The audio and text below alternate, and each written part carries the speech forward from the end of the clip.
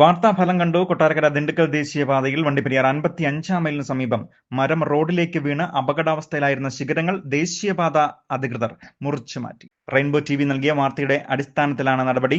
Rainbow impact. Rainbow news വാർത്തകൾ നിങ്ങൾക്കായി അവതരിപ്പിക്കുന്നത്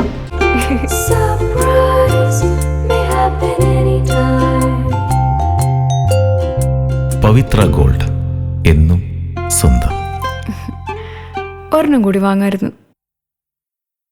കഴിഞ്ഞ ഒരാഴ്ചയ്ക്ക് മുന്നേ ഉണ്ടായ ശക്തമായ മഴയത്തും കാറ്റത്തും കൊട്ടാരക്കര ദിണ്ടുക്കൽ ദേശീയപാതയിൽ വണ്ടിപ്പെരിയാർ 55-ാം മൈലിന് സമീപം ദേശീയപാതയോട് ചേർന്നുള്ള മൺതിട്ടയിൽ നിന്നും മരം റോഡിലേക്ക് ഒടിഞ്ഞു വീണിരുന്നു. എന്നാൽ സംഭവം നടന്ന് ഒരാഴ്ച കഴിഞ്ഞിട്ട് നടപടി ഒന്നും തന്നെ ആയിരുന്നില്ല. വാഹനയാത്രക്കാർക്ക് ഏറെ ബുദ്ധിമുട്ട് ഉണ്ടാവുകയും വാഹനങ്ങൾ അപകടത്തിൽപ്പെടുകയും ചെയ്തിരുന്നു. ഇതേ തുടർന്നാണ് വാർത്ത നൽകിയത്. അപകട ഭീഷണി ഉയർത്തി നിൽക്കുന്ന മരം മുറിച്ചു മാറ്റാൻ ദേശീയപാത അധികൃതർ നടപടിയെടുക്കണം എന്നായിരുന്നു വാർത്ത. തുടർന്ന് ഇന്നലെ തന്നെ ദേശീയപാത അധികൃതർ അപകടാവസ്ഥയിലായിരിക്കുന്ന മരം മുറിച്ചു മാറ്റി ഗതാഗത യോഗ്യമാക്കുകയും ചെയ്തു.